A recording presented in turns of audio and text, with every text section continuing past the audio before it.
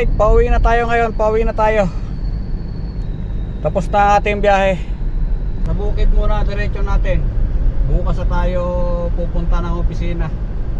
Kasi medyo kapoy na ang lawas ni Aguado. Mahirap na kung ididiretso pa natin. Kasi baka tumikalbong tayo niyan. Mahirap ng tumikalbong.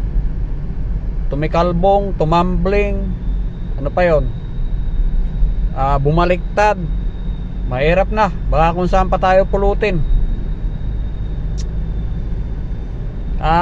Kaninang umaga medyo maaga-aga akong nagising. Alas 4 madaling araw nagising na ako.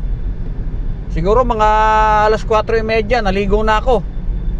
Anak ng tinapay, nakatatlong buhos lang yata ako, 4 na buhos. Pambihira, bigla namang nag-brown out.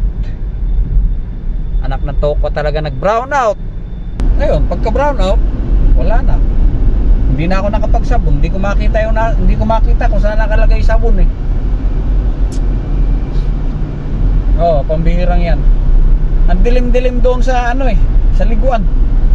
Hindi ko makita yung sabon. Diretso bihis. Bahala na kasi mahirap na, baka malate ako doon sa schedule ng biyahe ko. Alas 6 ng umaga yung biyahe ko eh. Dali-dali na ako nagbihis. Mga alas 6 o minus 10 para alas 6. Umpisa na kaming bumiyahe papuntang Bacolod. 10:30 kami dumating. 4 na oras at kalahati yung biyahe. Ano lang eh, takbong pogi lang. Takbong pogi. Kasi mahirap kung bibilisan natin. Baka matakot yung pasahero natin kung magiging kaskasero tayo na wala sa lugar.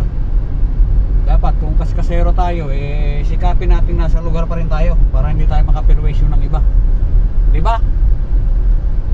Ganun yun. So pumunta kami doon sa unang location na pinuntahan namin, yung Campuestuhan ba yun? Campuestuhan Highland Resort. Butik, napakaganda doon sa lugar na yun. First time lang ako nakarating doon eh.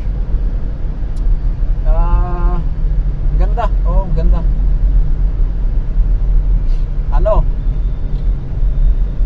Maganda yung lugar na yon para sa pampamilya ba? Pampamilya. Pag may pera nga ako, dadaling ko yung pamilya ko ron. Oh, may mga dinosaur sila dun. May mga dinosaur na gumagalaw dun. Tapos meron humuhuni. Meron ding dong dinosaur. Pag tinanong mo, kumain ka na, tumatango. Kumain ka na? Uy. Oh, kumain na raw siya. Tapos meron akong nakita rong napakalaking manok. Putik. Yun daw yung tatay ni yung manok sa San Pedro Laguna. Meron pala yung dalawang kapatid doon. Tapos yung tatay nila, yung pinakamalaki doon, yung pinakamalaking manok, merong dalawang manok sa gilid nun sa baba. Yun yung kapatid nung manok doon sa San Pedro Laguna. Walang sinabi yung manok doon sa San Pedro Laguna. Maliit. Turn right. Yung dito sa may Campuestuhan Highland Resort, pakalaki. Putik, yun daw yung tatay nung manok doon sa San Pedro Laguna. Tatay hindi nanay. Nagkamali kasi ako ng pinost doon sa aking personal account. Oh. Buti na lang sinabihan ako ni brother Payaw doon, Rodrigo Payaw. So shout out sa iyo, brother. Ang tanong ngayon, nasan daw yung nanay nun? 'Di ba? Yun ang malaking tanong. Yung nanay nung manok doon sa San Pedro Laguna, saka yung dalawang kapatid niya diyan sa Campuestuhan Highland Resort. Oh. Napakalaking tandang. Di ba? Saan kaya natin makikita yung nanay nun? Saan kaya ang lugar nakalagay? Di ba?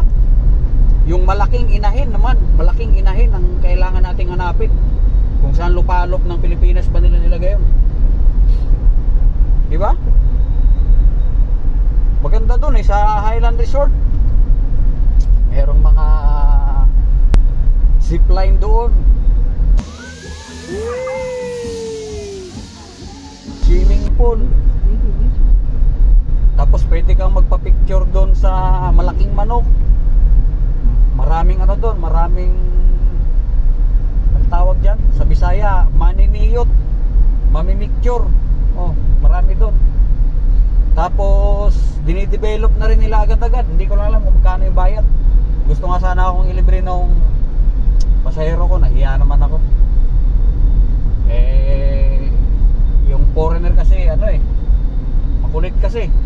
Ayaw ko magpalibre doon sa picture. Pipicture na lang daw niya ako gamit yung cellphone. Mahirap namang tanggihan. Minsan kasi yung mga foreigner, paugali niya pag tinanggihan mo. Hindi pati mapakali ang mga yan. Hindi nila nagagawa yung gusto nilang gawin. So, papicture na lang ako. Ayan tingnan nyo na lang kung maganda ba yung kuha niya. Tapos nag-selfie na rin ako doon. Nag-video na rin ako sa sarili ko. Siyempre, vlogger tayo diba? Ngayon kasi vlogger na lahat, di ba? Shout out sa mga aspiring vlogger diyan, mag-vlog na rin kayo. Di ba? Paki-like and share na lang ang video ko, and then paki-follow yung page ko. Salamat, para updated kayo sa mga video pa na i-upload ko. Alright?